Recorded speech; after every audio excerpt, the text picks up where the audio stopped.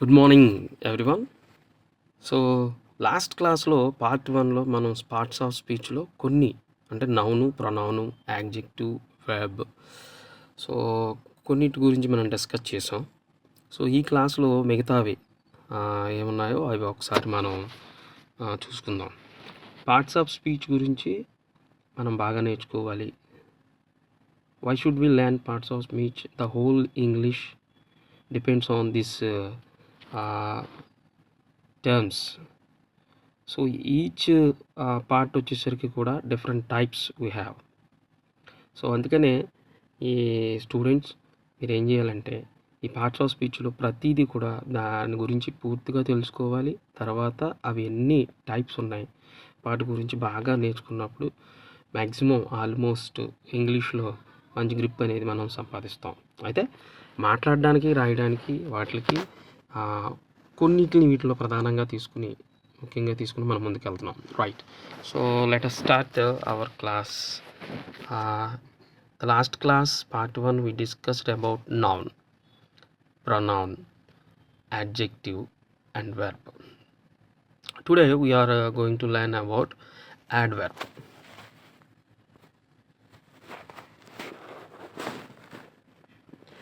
So here adverb. So what is adverb? Adverbs are words that modify the meaning of a verb. An adjective or another adverb. So ఇక్కడ మనం adverbs ఎప్పుడు మనం అంటే adverbs అంటే ఏంటంటే ఈ యాడ్వర్బ్స్ని దాని యొక్క మీనింగ్స్ని అంటే ఏదైతే వెర్బ్ ఉందో లేదా యాడ్జెక్టివ్ ఉందో లేదా ఇంకొక ఏదైతే యాడ్వర్బ్ ఉందో వాటి యొక్క మీనింగ్స్ని మాడిఫై చేస్తూ ఉంటుంది. అంటే కొంచెం ఎన్లార్జ్ చేసి కొంచెం డిస్క్రిప్షన్ కొంచెం పెంచి మాట్లాడుతుంది. ఫర్ ఎగ్జాంపుల్ ఇక్కడ చూసినట్లయితే ఐ విల్ కమ్ టుమారో. ఒక ఎగ్జాంపుల్ మనం చూసాం అనుకో, I will come tomorrow. Actually come అనేది అక్కడ వెర్బ్. కమ్ అనేది వెర్బ్. సో ఈ వెర్బ్కి పక్కన మనం టుమారో పెట్టాం. టుమారో దేనికి సంబంధించింది?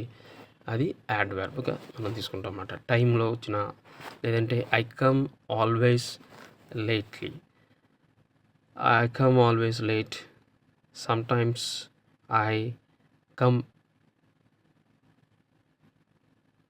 ఇలాగా కొన్నిటికి స్పెషల్గా వీటి గురించి మనం తెలుసుకుంటాం. తర్వాత మేనర్స్ వచ్చేసరికి బీ కేర్ఫుల్లీ, లౌడ్లీ, జెంట్లీ, ఈ వర్డ్స్ మనకి ఎక్కువగా వస్తూ ఉంటాయి. సో టైంకి వచ్చేసరికి నౌ, టుమారో, లేట్. ఫ్రీక్వెన్సీ అంటే తరచూ, అంటే ఆల్వేస్, రేర్లీ, అప్పుడప్పుడు, సమ్ టైమ్స్ ఇది వస్తుంటుంది. ప్లేసెస్కి వచ్చేసరికి యాడ్వర్బ్స్లో మనం ఎలాగ ఐడెంటిఫై చేయొచ్చు అంటే here, near by, outside. Manners carefully, loudly, gently. Degree very, completely, quiet.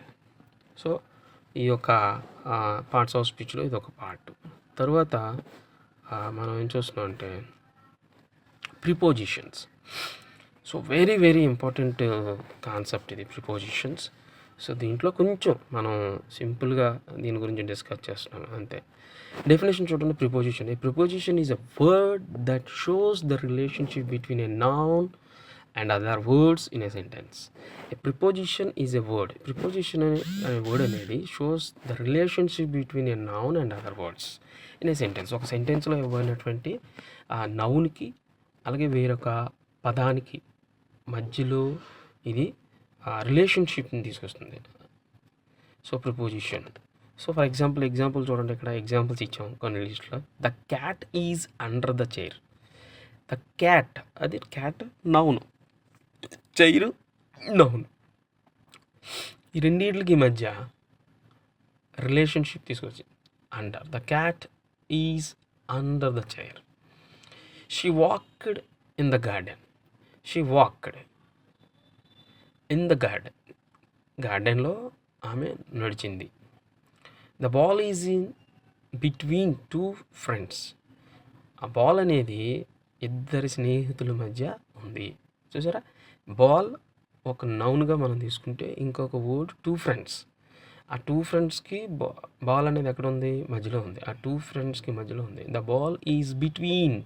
ఇక్కడ బిట్వీన్ అనేది మన preposition. So like that we will going to learn about prepositions.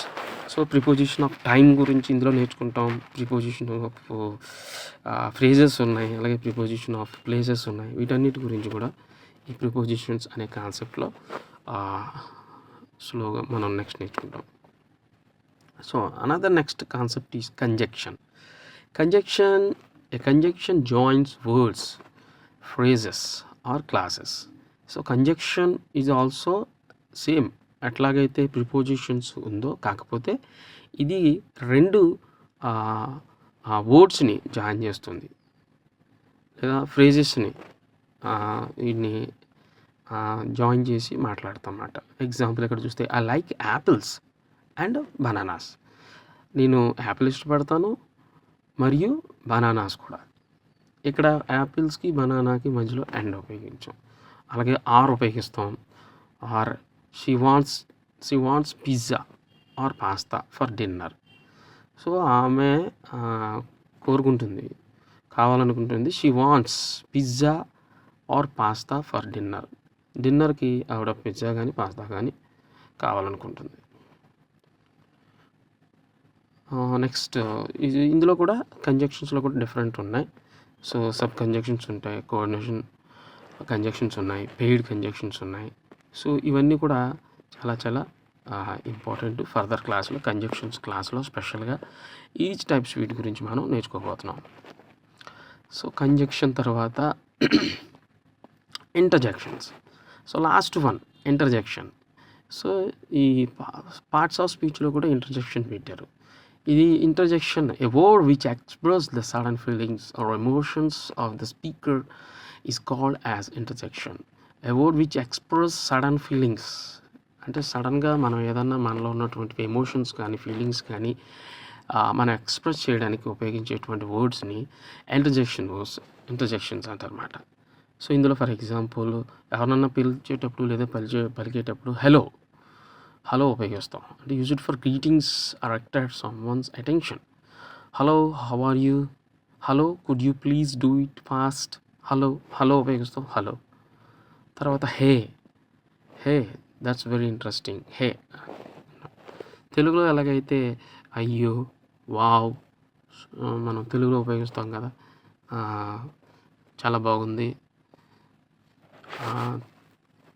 అలా. సో ఇంకోటి మనం చూసినట్లయితే wow, use it for surprise. Wow, what a beautiful flower it is. So అలా. Oops, ఏదైనా సడన్గా మిస్టేక్ని రికగ్నైజ్ చేసినప్పుడు మనం ఊప్స్ అనే దాన్ని oops, I spelled it incorrect. So ఇవండి పార్ట్ 2లో మనం మిగతావి ఈరోజు చూసాము క్లాస్లో. అయితే పార్ట్స్ ఆఫ్ స్పీచ్కి వచ్చేసరికి ఈ 8 అనేది చాలా చాలా ఇంపార్టెంట్గా ఉన్నాయి. ఓకే స్టూడెంట్స్, ఈ 8ని ముందు జనరల్గా అర్థం చేసుకోండి. లేటర్ నెక్స్ట్ క్లాస్లో మనం ఈచ్ పార్ట్ని మనం చాలా ఎక్స్క్లూజివ్గా, తర్వాత చాలా డిస్క్రిప్టివ్ మేనర్లో టైప్స్ అనేవి మనం నేర్చుకోబోతున్నాం. ఓకేనా? సో పార్ట్స్ ఆఫ్ స్పీచ్ ఎన్ని types? 8 types. Very good. So 8 typesలో first one noun, second one pronoun, third one adjective, fourth one verb, fifth one adverb, sixth one preposition, seventh one conjunction, and eighth one final one interjection. So these are all the different categories in the parts of speech. If you learn the parts of speech, these categories, you will very good knowledge in the English subject. So later we are going to learn about each part with very simple examples and elaborate. Thank you.